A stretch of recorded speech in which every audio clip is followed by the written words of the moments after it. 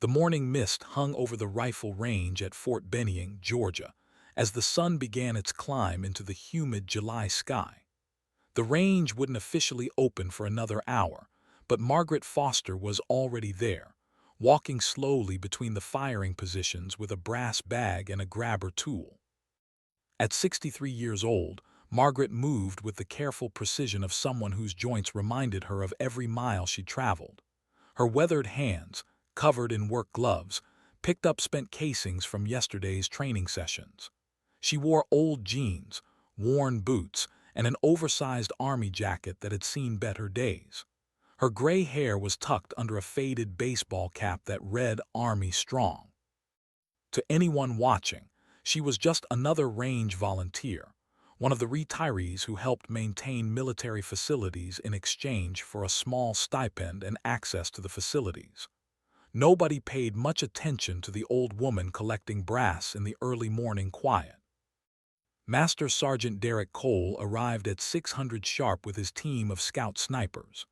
At 34, Cole was at the peak of his profession, multiple deployments, confirmed kills in double digits, and a reputation as one of the best long-range marksmen in the Army.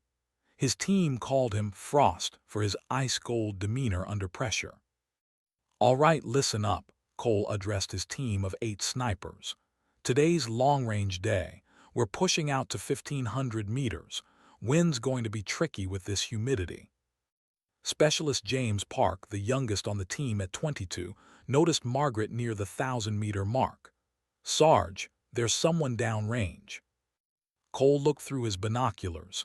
"Just the brass collector. Hey, ma'am, you need to clear the range." Margaret looked up, waved acknowledgement, and began walking back toward the firing line, her bag of brass clinking with each step. She moved without hurry, methodically checking each position as she came. "This is going to take forever," Cole muttered. He jogged out to meet her. "Ma'am, we've got training scheduled. You need to move faster." Margaret looked at him calmly. "I'm moving as fast as these old bones allow, Sergeant. Almost done." "Well, hurry it up. We've got real work to do here." "Real work," Margaret repeated quietly, continuing her steady pace. "Of course." Cole returned to his team, shaking his head. "Civilians on military ranges. Don't know why they allow it." Margaret finally reached the firing line, setting down her heavy brass bag with obvious relief. She walked toward the range shack where she usually sorted the casings, but stopped to watch Cole's team setting up their weapons. They had an impressive array of equipment: military-issued M2010 enhanced sniper rifles, custom match-grade ammunition, and high-end optics that cost more than most people's cars. Each sniper moved with practiced efficiency, setting up shooting mats, arranging ammunition, checking wind meters. "5 minutes to hot range," Cole announced. "Park, you're up first. Let's see if you've been practicing." Park positioned himself behind his rifle, going through his breathing exercises. Margaret watched from about 20 meters away, nodding his form, his setup, the way he held his body. "What are you looking at?" Cole called out to her, irritation clear in his voice. "This is a closed training session." "Just watching," Margaret replied. "I'll stay out of your way." "You need to be behind the safety line," Cole said, pointing to a yellow line painted on the concrete, another 50 meters back. Margaret shuffled back to the line, but continued watching. She pulled out a small thermos from her jacket and poured herself coffee, settling onto a bench like she was preparing for a show. Cole ignored her, focusing on his team. "Park, winds at 3 to 5 miles per hour from the west. Adjust accordingly. Send it." Park fired. The rifle's report echoed across the range. Through the spotting scope, Cole called out, "Miss low and left. You're not accounting for spin drift at that distance." Park adjusted and fired again. Another miss. "Come on, specialist. You're overthinking it. Feel the shot." Margaret spoke up from the bench, her voice carrying despite the distance. "He's canting his rifle. Right shoulder's too high." Cole spun around. "Excuse me." Margaret took another sip of coffee. His right shoulder is elevated about 2 inches higher than his left. It's causing a cant in the rifle. That's why he's hitting low left. Cole's face reddened. Ma'am, I don't know who you think you are, but... Just trying to help, Margaret said mildly. Been watching people shoot for a long time. Watching and doing are two different things, Cole snapped. He turned to Park. Ignore her. Focus on your fundamentals. Park fired 3 more times, all misses. Margaret stood up, walking closer to the safety line. Young man, she called to Park, drop that right shoulder. Let the rifle sit natural in the pocket. Park glanced at Cole, who nodded curtly. The specialist adjusted his position, lowering his right shoulder. His next shot hit the target, not center but on paper. Lucky guess, Cole muttered. Margaret smiled slightly and returned to her bench. The morning progressed with each sniper taking their turn. Most were competent, hitting targets out to 1,200 meters with reasonable accuracy. But Cole was clearly the star, hitting consecutive shots at 1,400 meters, his rounds punching tight groups despite the increasing wind. That's how it's done, Cole announced after a particularly impressive string. 15 years of training and combat experience. No shortcuts, no tricks, just skill. Margaret had moved closer again, now sorting brass into different caliber piles near the firing line. Nice shooting, she said to Cole. You're favoring velocity over precision, though. Cole laughed harshly. Favoring velocity? Lady, I just put 5 rounds inside 6 inches at 1,400 meters. Yes, but you're pushing those loads hot, probably running 2,800 feet per second or more. It'll give you a flatter trajectory, but you're sacrificing barrel life and cold bore consistency. The technical accuracy of her observation made Cole pause. How would you know what load I'm running? Margaret shrugged. Sound of the report, trace of the bullet through humid air, impact signature on the berm. Like I said, I've been around shooting a long time. Cole's team had stopped their practice to listen to the exchange. Several of them smirked, amused by the old woman lecturing their team leader. Sergeant First Class Rodriguez, Cole's second-in-command, chuckled. Frost, you going to take shooting advice from the cleaning lady? Cole's pride kicked in. Ma'am, I appreciate your enthusiasm, but there's a difference between watching YouTube videos and actual marksmanship. This is precision shooting at the highest level. Margaret continued sorting brass, not looking up. I suppose you're right. Tell you what, Cole said, his voice taking on a mocking tone. Since you seem to know so much about shooting, why don't you show us? I've got an extra rifle here. Let's see you make a shot at, say, 500 meters. Nice and easy. His team laughed. Park looked uncomfortable. Sarge, she's just a volunteer. No, Cole interrupted. She wants to give advice, let her back it up. What do you say, ma'am? Want to show us your expertise? Margaret set down the brass she was sorting. I didn't bring my equipment. Use mine, Cole said, gesturing to his backup rifle. Unless you're all talk. Margaret stood slowly, brushing off her pants. What are the stakes? Stakes, Cole laughed. What stakes could there be? You're not going to hit anything. If I miss, I'll leave immediately and won't come back to the range when you're training, Margaret said. But if I hit the target, you and your team help me pick up brass for the rest of the morning. Cole's team erupted in laughter. Deal, Cole said immediately. 500-meter target, 1 shot. Hit anywhere on paper and we'll pick up your brass. Margaret walked to the rifle, an M2010 with a loopled scope. She examined it carefully, checking the action, the trigger, the scope mounting. Mind if I dry fire a few times? Want to feel the trigger? Go ahead, Cole said, smirking at his team. Margaret worked the bolt, assumed a standing position, and squeezed the trigger. Click. She did this 3 more times, each time making tiny adjustments to her stance. Prone shooting, I assume, she asked. Whatever position you want, Cole said. Make it easy on yourself. Margaret lowered herself to the ground more gracefully than her earlier movements would have suggested. She positioned herself behind the rifle, but instead of using the bipod, she grabbed a brass bag and positioned it under the fore end. "The bipod's right there," Rodriguez pointed out. "Bipods bounce," Margaret said simply. "Bags don't." She spent a full minute adjusting her position, micro-movements that most of the snipers recognized as expert-level position building. Cole's smirk began to fade. "Wind call?" Margaret asked. Cole checked his Kestrel weather meter. 5 miles per hour, full value from the left.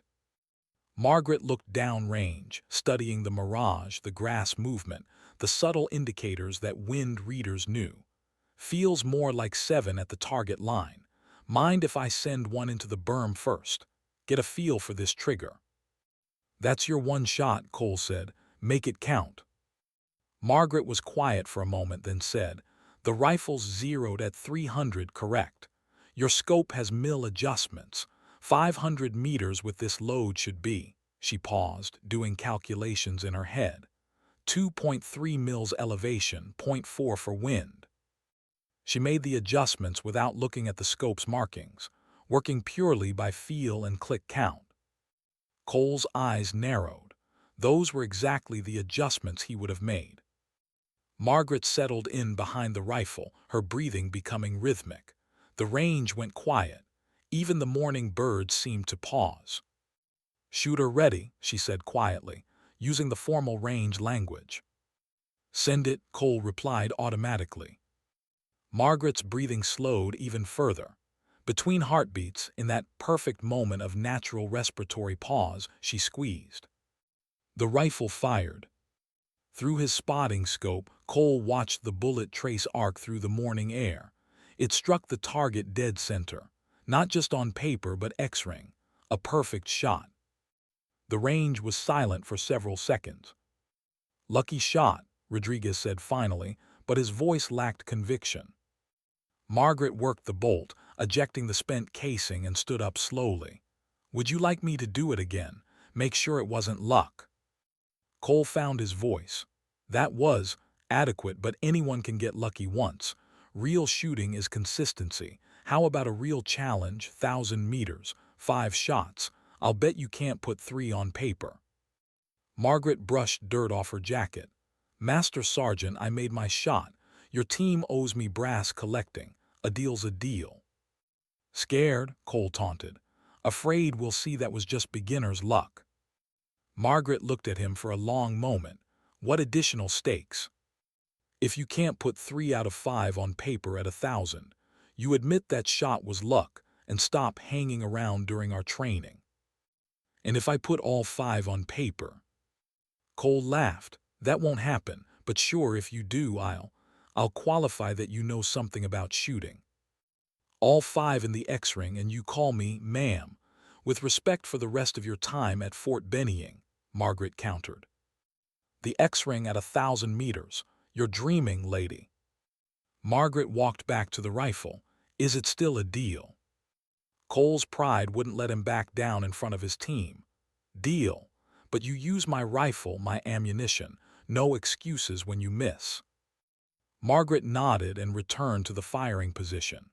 This time, she pulled out a small notebook from her pocket, jotting down numbers.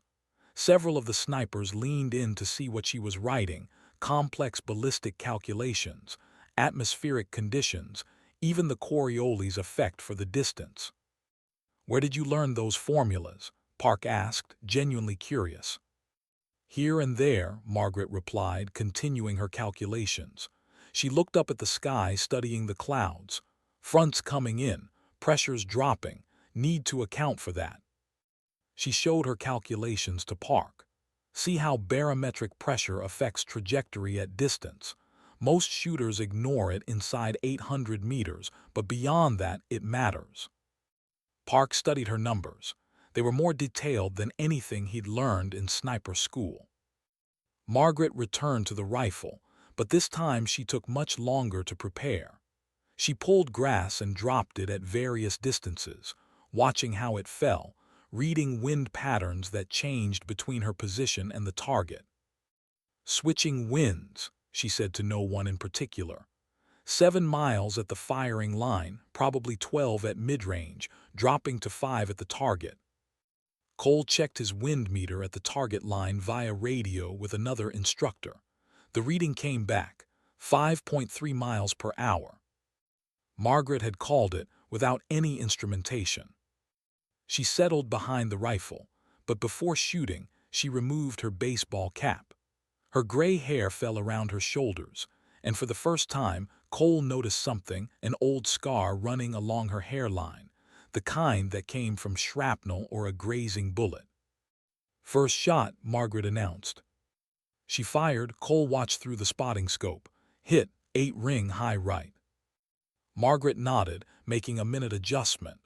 Wind dropped between trigger break and impact. "Second shot, X-ring," Cole announced, his voice subdued. "Third shot, X-ring. Fourth shot, X-ring." On the 5th shot, Margaret paused longer than usual. The wind had picked up suddenly, gusting unpredictably. Most shooters would have waited for it to calm. Instead, Margaret fired directly into the gust. "X-ring," Cole said quietly. "How did you?"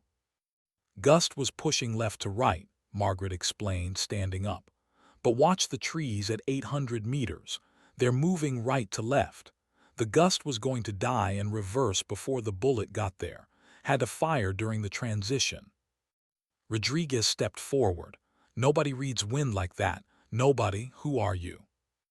Margaret began collecting her brass, adding it to her bag. "Just someone who picks up brass." "Bullshit," Cole said bluntly. "That kind of shooting doesn't come from watching. You've been trained. High-level training." Margaret continued collecting brass, not responding. Cole pulled out his phone, taking a photo of Margaret without her noticing.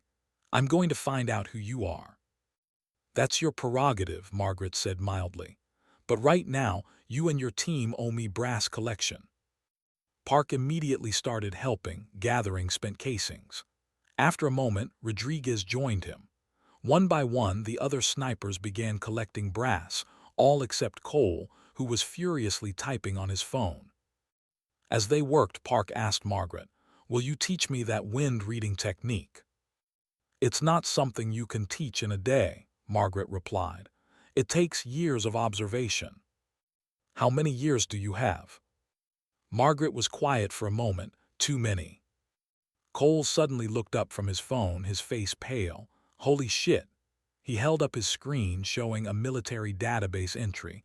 "Margaret Foster, former Marine Corps. Scout Sniper School, 1978. First woman to attempt the course." "Attempted," Margaret said quietly. "Didn't graduate." "Because they wouldn't let you," Cole read from his phone. "Says here you outshot every male candidate but were denied graduation because of gender policies." The entire team had stopped collecting brass to listen. Cole kept reading. "Transferred to CIA Special Activities Division, 1980. Operational from 1980 to 2015. 35 years of classified operations." He looked up. "You're a legend. You're the ghost." Margaret's expression tightened. "That's classified." "Not anymore," Cole said, still reading. "Declassified last year. Jesus Christ. Confirmed kills in triple digits. Operations in 43 countries. They say you hold the record for the longest confirmed kill by a female operator. 2,300 meters, Afghanistan, 2009. 2,312 meters, Margaret corrected quietly. "But who's counting?" Park dropped the brass he was holding. "You're the ghost. The sniper who took out that Iranian nuclear scientist from over a mile away." "Alleged," Margaret said. "Never confirmed." Rodriguez was staring at her with something approaching awe. "They teach about you at Quantico. Not by name, but the shots. The impossible shots. The one through the window in Beirut. The moving vehicle in Iraq. The hostage rescue in Somalia where you took out 4 targets in 3 seconds." "Stories get exaggerated," Margaret said, clearly uncomfortable with the attention. Cole set down his phone, his entire demeanor changed. "Ma'am, I owe you an apology. I had no idea who you were. You shouldn't have to know who someone is to treat them with respect, Margaret replied, continuing to pick up brass. I was just a volunteer picking up brass. That should have been enough. But you're not just a volunteer, Cole protested.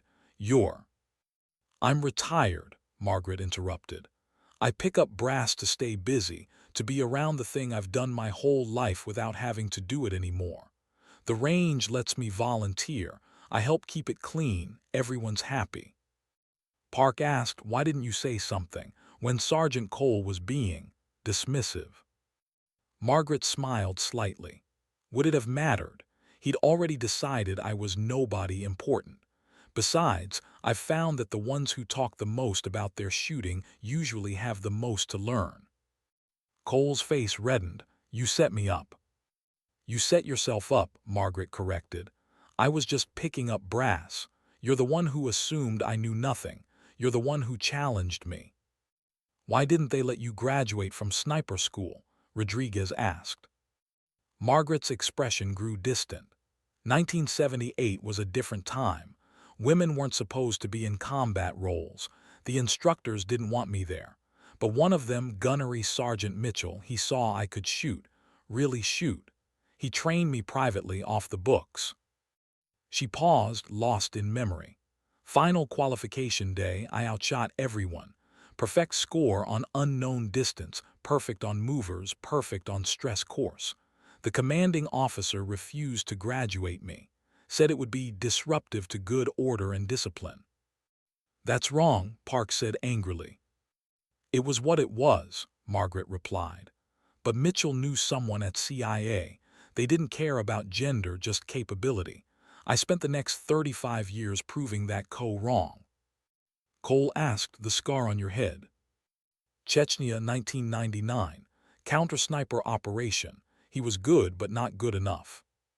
You were operational at 54, Rodriguez asked, incredulous. Age is just a number if you maintain your skills, Margaret replied. I could still make shots others couldn't, so they kept sending me out. Cole's phone buzzed with a text. He read it, his eyes widening. My friend at SOF Command knows you. Says you trained half the current sniper instructors. Says you wrote the manual on high-angle shooting that we still use. That was supposed to be anonymous, Margaret muttered. Why are you really here? Cole asked. Really? Margaret set down her brass bag and looked at the team of young snipers. Because I spent 35 years taking lives. Now I spend my time cleaning up ranges where people learn to do the same. It's balance, I suppose. And sometimes, like today, I get to teach arrogant young shooters that there's always someone better. I wasn't that arrogant, Cole protested. His entire team looked at him. Okay, I was, he admitted. Ma'am, would you be willing to train us, show us what you know? Margaret shook her head. I'm retired. Please, Park said. Just wind reading. Your wind calling is unlike anything I've seen. Margaret looked at the eager young faces. You don't read wind with your eyes alone. You read it with your skin, your ears, the taste of the air. It's not technical, it's intuitive, and intuition takes time. She walked to the 1,000-meter target line, the team following. See the mirage. Most shooters look at it as one thing, but it's layers. Ground mirage, intermediate mirage, elevated mirage. Each tells a different story. For the next hour, despite her initial refusal, Margaret taught. She showed them how to read the subtlest wind indicators, how to feel pressure changes, how to predict wind patterns based on terrain and temperature.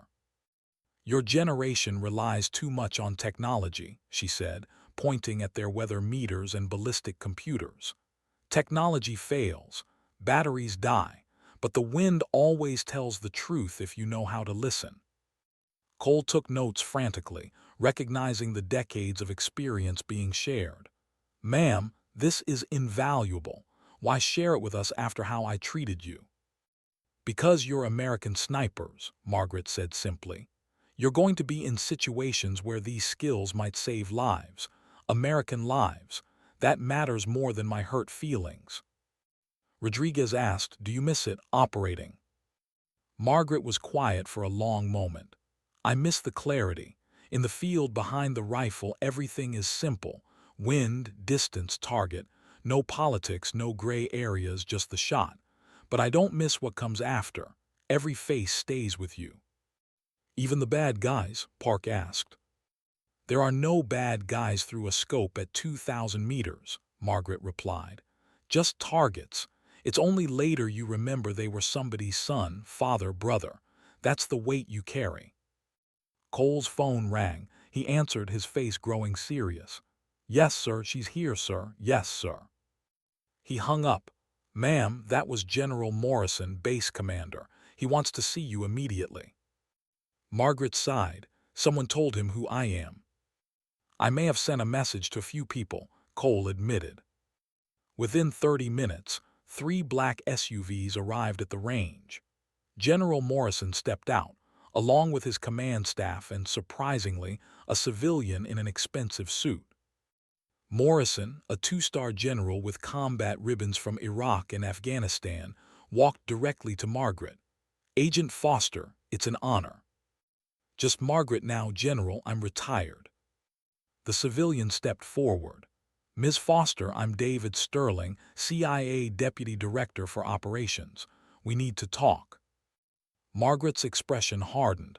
I'm retired, David, have been for 8 years. I know, but something's come up, something that requires your specific skills. No, Margaret said firmly. I pick up brass now, that's all. Sterling pulled out a tablet, showing her a photograph. This was taken 3 days ago in Syria. American aid workers kidnapped. The hostage takers have made demands we can't meet.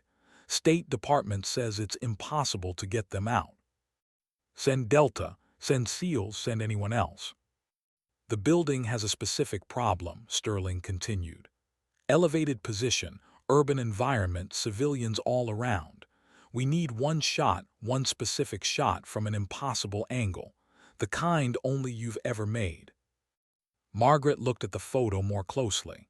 Even from the aerial view, she could see the complexity of the shot required. General Morrison spoke up. Ma'am, I know you've given enough, more than enough, but these are American citizens, teachers. They were running a school for refugee children. Cole and his team stood silent, watching the legendary sniper wrestle with the decision. Margaret handed back the tablet. I'm 63 years old. My eyes aren't what they were. My hands shake in the morning until I've had coffee. I'm not that person anymore. Prove it, Sterling said, using her own words from earlier. Take the shot here, simulated. Same distance, same angle. If you can't make it, we'll never bother you again. And if I can, then you'll know American lives depend on you doing it for real. Margaret looked at Cole. Master Sergeant, may I borrow your rifle again? Ma'am, anything you need. Sterling's team quickly set up a specialized target system, programming in the exact parameters of the shot needed. 1,847 meters, 40-degree down angle, through a 6-inch window, with simulated wind conditions from the Syrian location. Margaret studied the data for 10 minutes, running calculations, checking and rechecking. The young snipers watched her work, seeing the legendary operative emerge from the brass-collecting volunteer. She built her position carefully, using sandbags to create the exact angle needed. Park helped, following her precise instructions. Rodriguez acted as her spotter, learning more in those few minutes than in years of training. This is why they called you the Ghost, Cole said quietly. You appear when needed, take the impossible shot, then disappear. Margaret said nothing, focused entirely on the task. She made minute adjustments to the scope, accounting for angle, wind, even the Earth's rotation at that distance. Shooter ready, she announced. The range went silent. Even the general held his breath. Margaret's breathing slowed to almost nothing. Her heart rate dropped. In that moment she wasn't 63. She wasn't retired. She was the Ghost. She fired. The electronic target system immediately displayed the result. Perfect hit, center mass on the simulated hostage taker, missing the hostage silhouette by the required margin. Sterling smiled, still got it. Margaret stood slowly, her knees protesting. That was on a range with no pressure, no lives at stake. But you can make the shot, Morrison said. You're the only one who can. Margaret looked at Cole and his team. These young snipers who would someday be in her position, asked to do impossible things for their country. If I do this, she said to Sterling, it's the last time. After this, you delete my number, lose my address, forget I exist. Agreed. Margaret turned to Cole. Master Sergeant, your team needs to understand something. This job, what we do, it's not about glory or being a badass. It's about service. Sometimes that service means taking a shot nobody else can take. Sometimes it means picking up brass at a range, staying ready even when you think you're done. Cole nodded. We understand, ma'am. No, you don't, not yet, but you will. She turned to Sterling. When? 48 hours. We'll insert you with a SEAL team. No team. I work alone or not at all. Ma'am, Cole interjected, let us come with you. Security, support, whatever you need. Margaret smiled at him. You just learned who I am an hour ago, and now you want to follow me into combat. You're the ghost, Park said, as if that explained everything. It would be an honor. Margaret looked at the eager young faces, then at Sterling. They can come as far as the staging area, but the shot is mine alone. Sterling nodded, agreed. As they prepared to leave, Margaret walked back to her brass bag, picking it up along with her grabber tool. Ma'am, Rodriguez said, let me get that for you.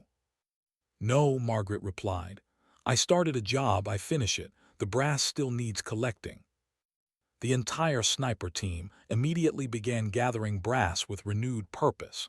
They worked in silence, showing the respect through action that Margaret valued more than words.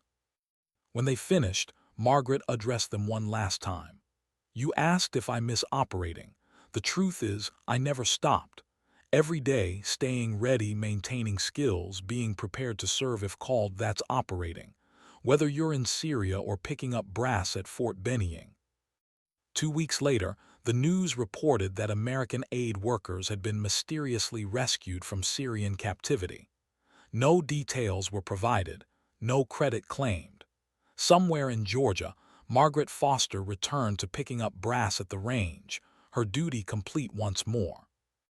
Cole and his team never spoke publicly about meeting the ghost, but they picked up brass at every range they visited for the rest of their careers. Remembering the morning, they met a legend who taught them that true warriors never really retire. They just find different ways to serve. And sometimes, just sometimes, when the need is great enough, ghosts return to do what only they can do. Margaret continued volunteering at the range, cleaning brass in the early morning mist. Most people who saw her assumed she was nobody special. She preferred it that way. But Cole's team knew better. They knew that heroes don't always wear uniforms or display their medals. Sometimes heroes pick up brass, waiting quietly for the moment their country needs them again.